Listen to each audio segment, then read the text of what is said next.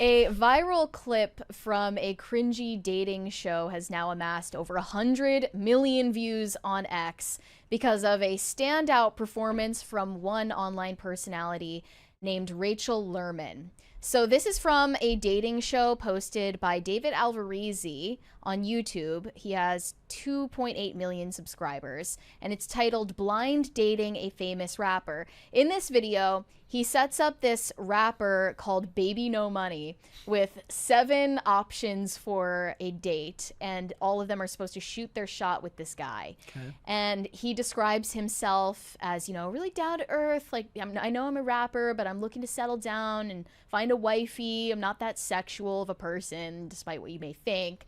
And hazards of the business. These women just throw themselves at this guy. But Rachel Lerman, especially, the blonde that you're about to see in this clip, went over the top with it. And it's getting incredibly mixed reactions from X. Some men are saying that this is like their dream woman. And then on the other hand, they're saying, no, she's clearly insane, and I would avoid this woman like the plague based on her behavior. So I'm going to actually watch Brett's fresh reaction to this clip since he hasn't seen it yet.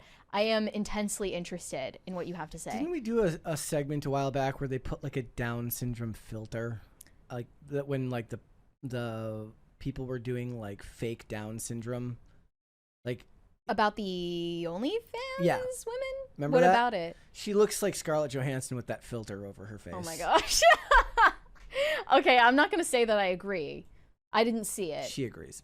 All right, here we go. Before I give mine, can I do something real quick? Sure. I'm sorry. I just... Wow, how thoughtful. Wow. It looks a little nice now. Whoa. Hi. Hello. I'm Rachel. Nice to meet you. Nice to meet you. So I have a fun fact. When I was in high school, I broke the state record for the most block shots. So good luck to everyone trying to shoot their shot. Ooh. Okay. Poetic. I also have another question. Yeah, what's up? Are you a Twitch streamer? I do stream sometimes. Because I'd be your sub. Oh, damn. Back to back. Tier 3 sub or what? Top tier for sure. Oh, back to back, ladies and W in gentlemen. the chat, guys. Dubs in the chat for Rachel. It's a little embarrassing. So I sing, but I kind of sing cringy music, and when I sing really, really fucking loud. Sing.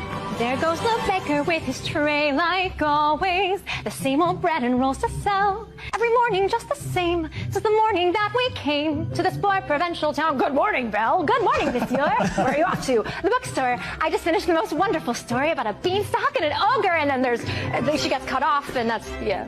All right. Disney, hire her! Okay, so what are your thoughts? Is this cringe? Or is it endearing? Yeah, she's going too hard. What do you say? She's This is too try hard? She's going too hard. I mean, she doesn't look like she's trying to win the competition. She looks like she's trying to get farmed out into clicks and turned into viral memes, which is exactly what happened. So in that case, she did exactly what she set out to do. Yeah, but she doesn't seem to actually be interested in dating this guy. But then again, does anybody actually go to these types of shows to look for lasting looking for connection? love? Yeah, like is that a thing? Yeah, I doubt it. So you're saying this is cringe, like this wouldn't work on you. It's what I always say to you. I said she has throw your clothing out the second story of the building energy. Okay, that's what a lot of the comments were saying. Yeah, one of them said it's wild how BPD girls have more Riz in their pinky finger than the average woman has in their whole body. She sounds like every threat she will make against you comes in the form of therapy speak. Oh, another one said, you'll find this type of energy cute and harmless until she destroys your life, and then you will never find it attractive again. Yes. It's a trap. And then there were some other comments from men saying this is like the ideal way for women to flirt. They think that this is like perfect 10 out of 10 performance from her, including this guy. If women really want guys, can't they just be straightforward and honest like this girl right here? Another one said this There's is called... There's nothing honest about what we're watching. Exactly. This is called flirting. It's designed to be a little forced. Did everyone forget what normal human interactions are? So to this person, this is like normal. But then another one said, as an alpha male, this gives me the ick. And then, why does she sound like a cartoon?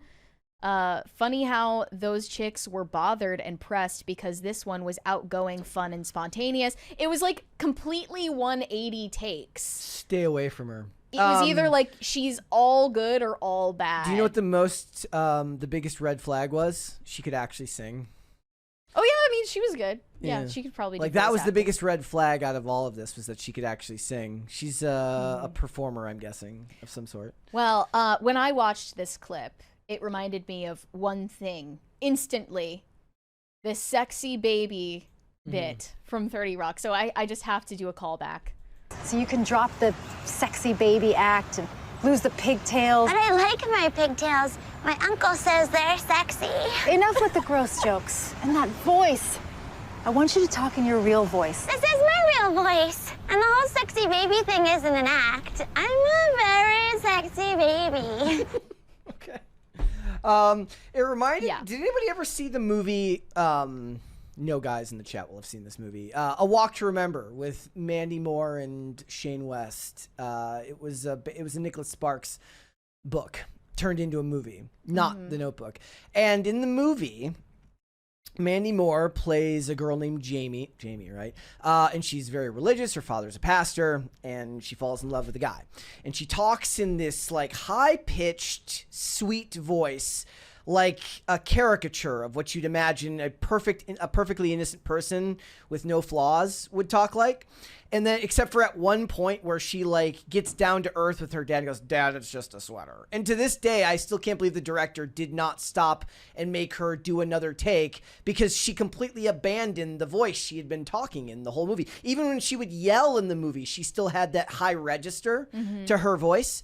And then it just disappeared for one scene. And that was like maybe one of my first examples where I'm like, why didn't they redo that?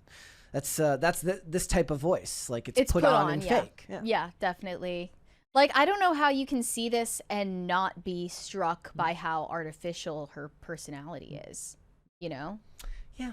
Like, that would be a turnoff for almost anyone, I hope. In real life, maybe not through the a thing video. is, If you're looking at a video, it's different. But if you were interacting with this person in real life, it'd be deeply unsettling. I mean, this is also, it's not like you go to a big room. What is it with all, somebody points this out, this is, what is with the flood of videos of people in blank white rooms? It looks like you're in a room run by a serial killer or a cult. And they make these types of dating shows, Right. or even Trevor Wallace does a lot of comedy skits in these types of environments. He's Yeah. a comedian. You don't actually go to these rooms to look for love. You go to these rooms to make content. It's like the Jubilee warehouse, you know? Yeah. You enter a liminal space. Yeah, there's nothing about this that I mean, it would be the guy's fault himself if he actually went to. But I also feel the same way about guys who go on The Bachelor, or women who go on The Bachelor. Like, if you go there looking for love, you've already lost. Right, most of them are in it for followers. I also did get a little bit conspiratorial because someone mentioned that this entire production was set up to promote an OnlyFans competitor company, which is called Hero Hero. It's actually linked in the YouTube video description. Hero Hero is a direct competitor to OnlyFans, but it's mostly popular. It started out in the Czech Republic, and it's basically the same as a subscriber paid platform, you know, connect with your fans. And that seems to be why they did this. It's like a product placement thing. Yeah. But to the point of the video in question, I really just don't like how people think femininity is the same thing as acting childish. You're not just a girl. Like that whole I'm just a girl, ditzy, woo, whatever, baby thing. Like, that's not feminine, that's just creepy. And I feel like if guys are specifically into that, like, that's a red flag. Like, why do you want to date someone who acts like a 12-year-old? It also depends on the dynamic of the relationship and whether you're already dating or not, and how you interact together. This type of thing is, no dude would ever actually look at something like this before you know them and be like, wow, she looks like she can pay her bills on time. Speaking of the manic pixie dream girl archetype, do you think that that's an archetype that has completely retired from media? Yes. Like, is that going to make a comeback at some point, or is it too dated at this point? I guess it would have to take on some modern derivation that's more indicative of the times. But like, what is an example that you can think of when you think of the manic pixie dream girl? Because I only think of it as an archetype. I don't even know if I could call to you as like an example of chat. You let us know what you think of as an archetype, as an example of the manic pixie dream girl. Yeah, or like, what do you think is the prime example of the manic pixie dream girl trope from a movie? In a way that's like you actually find her likable and not unsettling like this chick. Like, I think people mention what is her name? Ramona Flowers from They mention Scott Pilgrim. The term was coined by film critic Nathan Rabin after observing Kirsten Dunst's character in Elizabethtown from 2005. He criticized the type as one-dimensional, existing only to provide emotional support to the protagonist or to teach them an important life lesson while receiving nothing in return. So, okay. Like a magical Negro. Yes, a literary device that's used. A better example of that, if you're trying to think of what they used feminism wise in the mid 2000s, would have been women in fridges. Oh, right. The idea that it was bad to have a woman die as some type of impetus for the hero to spring to action, despite the fact that that's a very real thing and exists for a reason, because it's a universally understood idea. Somebody you love, somebody close to you dies and spurs you into action. It doesn't require more explanation than that. It doesn't have to be realistic. It's not supposed to be. A movie.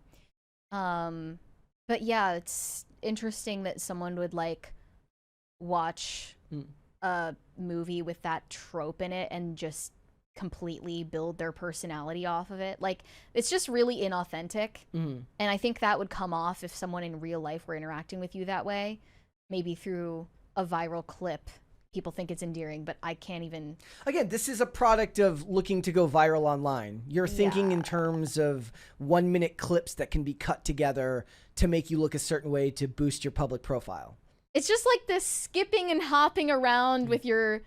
like the cleavage out, and you're also talking like a little girl and singing Disney princess songs like a little girl. Yeah. Like, it's undeniably a little creepy. I just think like everyone in that room was probably waiting for her to stop. Yeah. Like, the jig is up, okay? Thanks for watching. Listen to full episodes of Pop Culture Crisis on Spotify. Keep up with us on social media and make sure you subscribe and ring that bell so you never miss the show. Bye, guys.